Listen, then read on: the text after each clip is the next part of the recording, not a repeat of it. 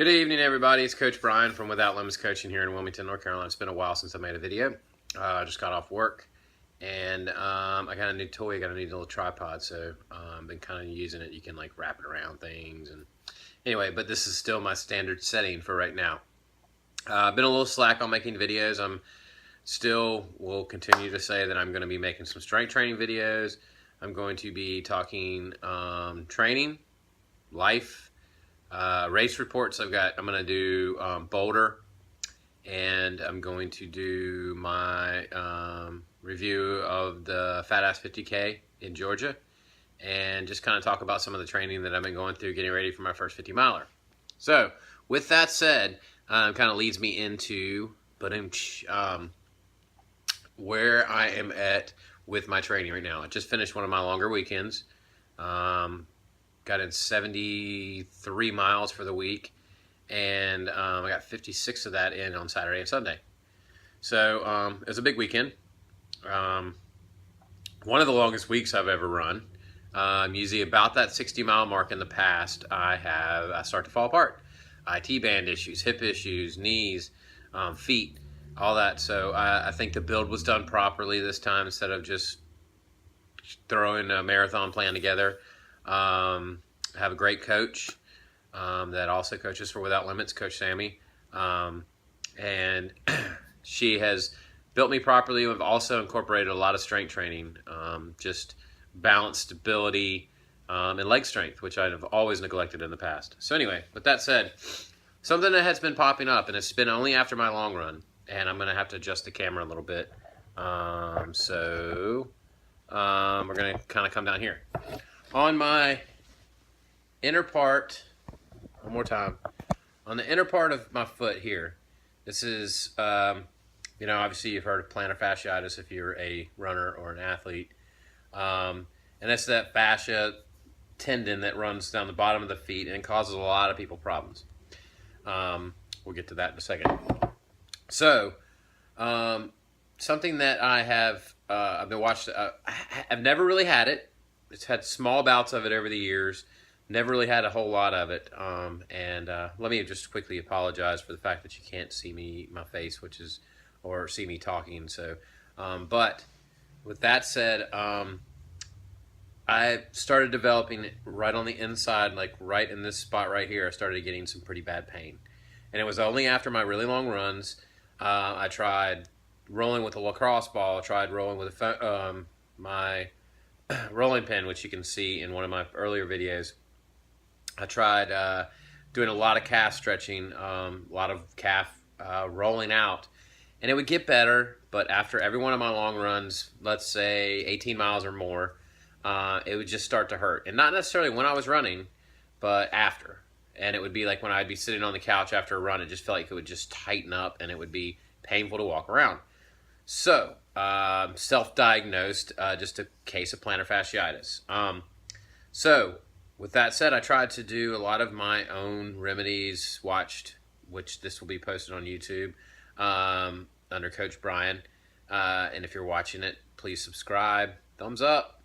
But the one that I found, and I will try to link up his his YouTube channel. It's called, I think it's called Plantar Fasciitis Survival Guide. I think is his channel.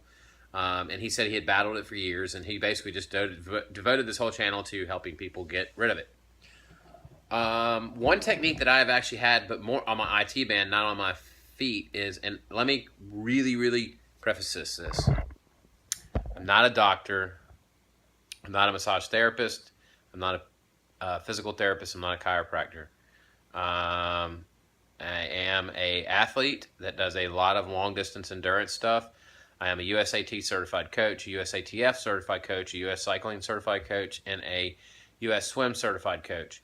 So I have knowledge of the body, how it works, but I'm speaking right now as a athlete that is trying to problem solve a problem.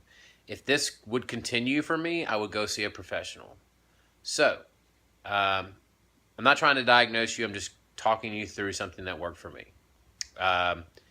With that said, let's get back to where we're at. Back to the feet. All right.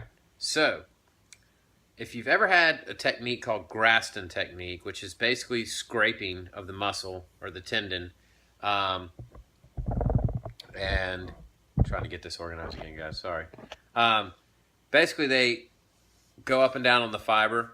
They get in there, and I'm not an expert in this, so if probably making people's skin crawl that are watching this and know the details of the technique. But from what I understand is you're basically ungluing the fascia that this has gotten gunked up, scar tissue. There's swelling, maybe fluid in this area.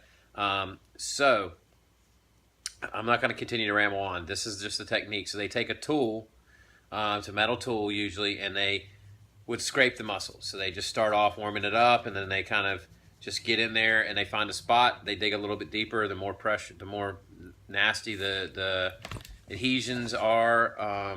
Maybe the more the pressure they use. So I'm going to get to it. So what I did is I found a video, and this is once again, a tool. So wow, it's a wrench. If you notice on the sides here, it's kind of smooth around the edges. And I got this tip from that channel I mentioned earlier. So basically I'm going to use this as one of the tools. So I'm going to try to get a little bit closer. So what I'm doing is, and this is very important, you want to get some lotion, Vaseline, something to create a little bit of, so that it doesn't burn your skin. You just want to put this all over the bottom of your feet. Anywhere you're going to use the tool, and you want to do that. You have excess. All right, so now my spot is right here, which I pointed out earlier, and it gets really, really, really tender. And in the mornings, or if I've been sitting for a long time and I get up and walk, sometimes it is extremely painful for just a little while. So what I'm doing is I'm taking this and I'm just going back and forth.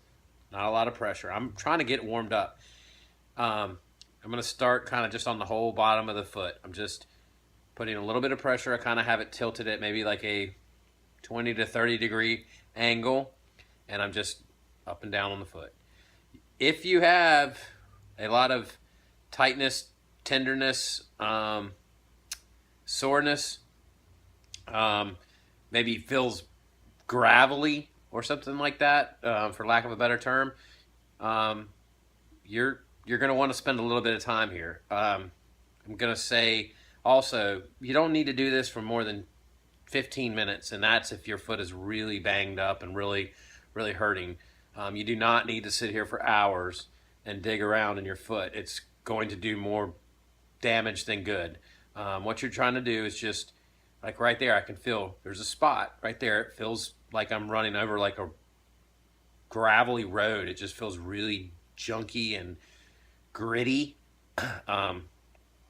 So I'm just going to spend a little time just kind of going back and forth over this.